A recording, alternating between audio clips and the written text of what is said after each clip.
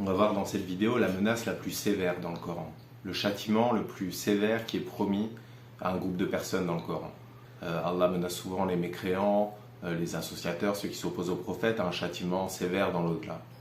Mais il y a un passage particulier dans le Coran où la menace est encore plus sévère et où elle ne s'adresse pas à ceux à qui on s'attend. Elle ne s'adresse pas ni aux mécréants, ni aux associateurs, ni à ceux qui ont rejeté les prophètes, elle s'adresse aux apôtres de Jésus, alayhi salam. C'est l'épisode de la table servie à la fin de Surat Al-Maïda, où les apôtres et Jésus, alayhi salam, sont sur le point d'être rattrapés par les Romains, d'être arrêtés, d'être persécutés. Et donc à ce moment-là, les apôtres se tournent vers Jésus, alayhi salam, et lui demandent de demander à Allah de faire descendre une table servie, pour qu'ils apaisent leur cœur et pour qu'ils aient la confirmation que Jésus était véridique et qu'il suivait bien la vérité. Donc Jésus, alayhi salam, se tourne vers Allah et demande à Allah de faire descendre cette table servie.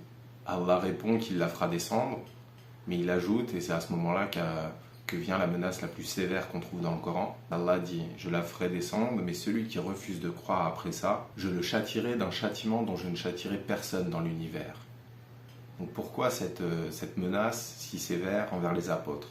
Et c'est une sunna d'Allah, c'est-à-dire qu'un peuple qui vit en présence d'un prophète et qui le rejette et qui rejette ses miracles, il sera châtié ici-bas et dans l'au-delà. Et donc à notre époque, vu qu'il n'y aura plus de nouveaux prophètes, il n'y aura plus de miracles visuels. Aujourd'hui, on a le miracle du Coran, ce qui est encore autre chose, parce qu'il y a une différence entre un miracle qu'on lit ou qu'on écoute et un miracle qu'on voit de nos propres yeux.